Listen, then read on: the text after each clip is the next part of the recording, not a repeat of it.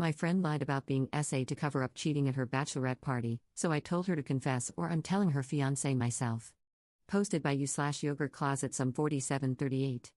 My 21F friend 20F is acting very odd.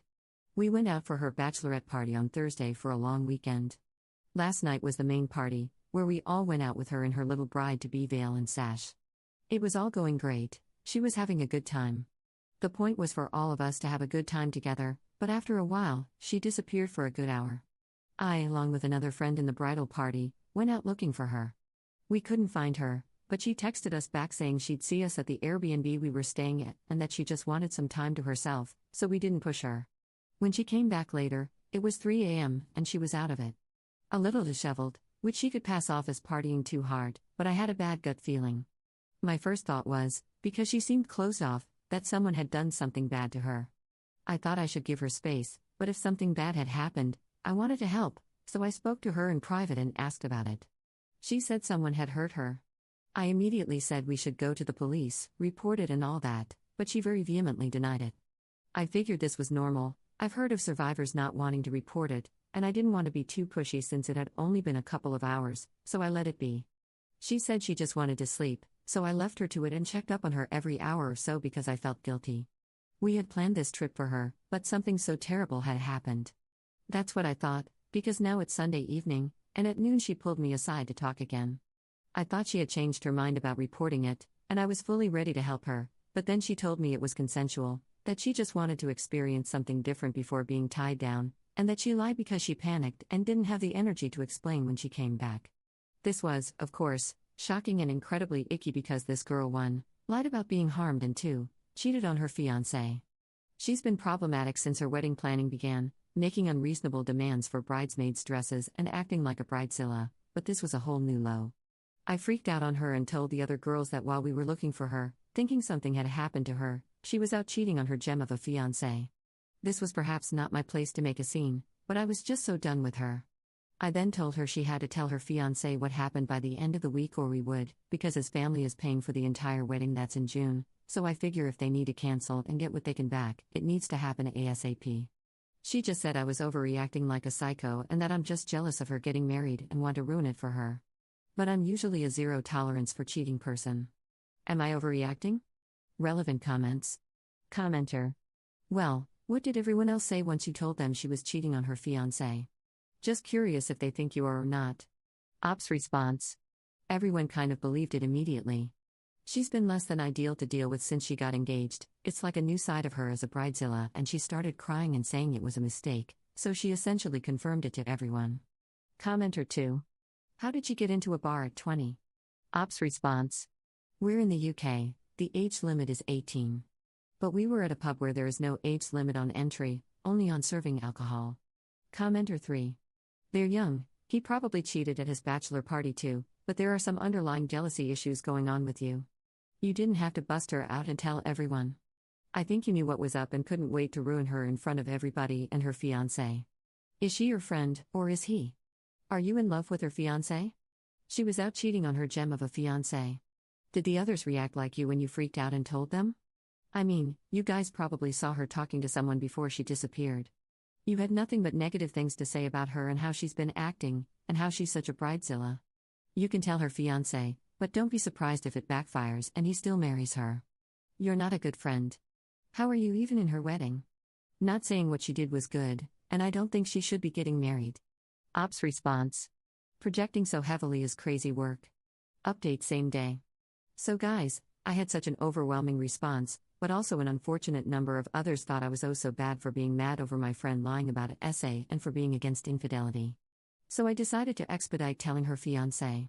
After reading the influx of comments justifying me telling him, I decided to email him with a draft I had typed earlier when she told me about this but didn't know if I should have sent, sharing everything I knew of what happened and was told, and asked him to check with the girls as well if he had doubts, along with a link to this post. He hasn't responded yet, and I don't know what I'd say if he did because I'm not very close to him. I don't want to over-interfere or inject myself into his grieving process since my job is done. I've told him, and I've cut her off. If they go on with the wedding, I've made it clear I'm no longer in the wedding party, and so have the 3 other bridesmaids, so she wouldn't have a wedding party if she moves forward. I appreciate the people who gave me genuine feedback and advice instead of outing themselves as terrible characters. Second update 1 day later. So, some people brought up a very valid point yesterday that my friend could have 1. Been scared to say she was harmed and chose the cheating route instead, and 2. If she was drunk, she couldn't have consented anyway. I took this to heart, felt bad, and contacted her. I think her fiancé left her or something to that effect. I haven't asked, but she understandably didn't want to talk to me. However, her mother did call me. She was appalled that my friend cheated and said my friend spoke to both her mom and dad. Apparently, she chose her bachelorette spot because an old flame lives there, and she planned on meeting him one last time for closure or something. I only know this guy as her casual ex from high school, and I didn't know her then, so I didn't connect the two dots. But long story short, she planned on spending the night with him before she had to tie herself down and left the pub only 30 minutes into us being there. I didn't see her drink more than a shot. It's definitely possible she drank more after she left when she was with him, but I do feel like she was responsible for herself after leaving without telling anyone and switching off her phone while everyone was looking for her. What you do while drunk may not be your choice, but how drunk you get absolutely is your choice. From what I gathered, this was planned days in advance, and her bachelorette weekend location was chosen based on where this guy lives, so yeah, I'm mostly certain that no SA took place. Another thing people brought up was 1. How I had the groom's email ID but not his number, and 2. That I wanted him for myself. All wedding correspondence with vendors took place over email. I, as the bridesmaid helping coordinate, and the groom, as the one literally getting married, were CC'd. I got his email from there. People also ask why I didn't CC everyone and put my friend on blast. As satisfying as that would have been, if I were in the groom's position, I wouldn't want to find out at the same time as everyone else in the form of an exposé. I felt that would be somewhat humiliating, so the goal was to let him know as the affected party and then let him decide how he wants to go about it, especially since the other bridesmaids and I already know and have dropped out of the wedding, which I don't think is happening anymore, based on what my friend's mom said. And for me wanting the groom for myself, be so for real. You can do good things without wanting to jump someone's bones, it's called being a decent human being. I called him a gem of a fiancé because he insisted his family cover all the wedding costs since my friend's father is experiencing some hardship. You don't see that these days. I simply meant he was doing an excellent thing out of love and care for my friend. Which is why I wanted to tell him even more, because the wedding, so far, is in the £50,000 ballpark. For reference, the average wedding in the UK costs around £23,000. This is over double. So yeah, that's it. I'm out of her life now, so I really don't have any reason to keep up with what's happening. This is about the end of it. Relevant comments. Commenter. I thought the bride reappeared in a very drunken and disheveled state. Is it possible she drank to excess with the other guy? Was the party in a fun destination or just chosen for the guy? Ops response. When I said disheveled, I meant more like her clothes were messed up. That's why I assumed the worst, because, to me, I thought cheating wasn't an option, lol. Maybe I was naive because I was thinking, who cheats before getting married? And when I said out of it, I meant she just wasn't talking and was avoidant when we were asking her where she was and telling her we were looking for her. She usually talks a lot, so again, I assumed the worst, and the switched off phone, it was all sketchy to me. I think she may have drunk more with the guy, but she planned days in advance to see him. The location was about as fun as you can get in the UK, lol, the pub was great, the Airbnb was nice, and we're all only 20 to 23, so a more lavish getaway wasn't really in the cards. But from her mother's wording, I think she picked the place because the guy goes to uni there. Commenter 2. So I'll look at this from another point of view. We've all messed up at one time or another, and what we needed was a friend to lean on during the aftermath. Nobody in the bridal party seems to be a friend of the bride. A conditional friend is not a friend. A particular group of friends I'm associated with have seen each other through quite a few situations.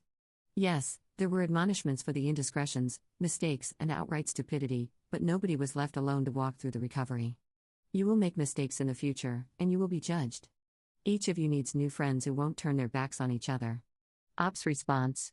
We all mess up, and that's okay, but it doesn't absolve you from the consequences of your actions. She can learn and move on from this, but her actions had consequences, and she found that out. Imagine telling someone it's okay to be cheated on when they're committing their life to someone and spending so much money to make them happy, just because the other person made a mistake. Her mistake is not his to bear, it's only hers. I do hope she learns from this and never hurts anyone again, but to dismiss everything as a simple mistake feels off-putting. Cheating and lying about being raped is not a simple mistake with a lesson to be learned, it's just a sign of a crappy character. And supporting that speaks to your own character. Commenter 3. Is it really just a mistake when it's a conscious choice planned in advance? Commenter 4. A mistake planned in advance is me deciding to go for my PhD. Her situation is a selfish choice that ended up having consequences.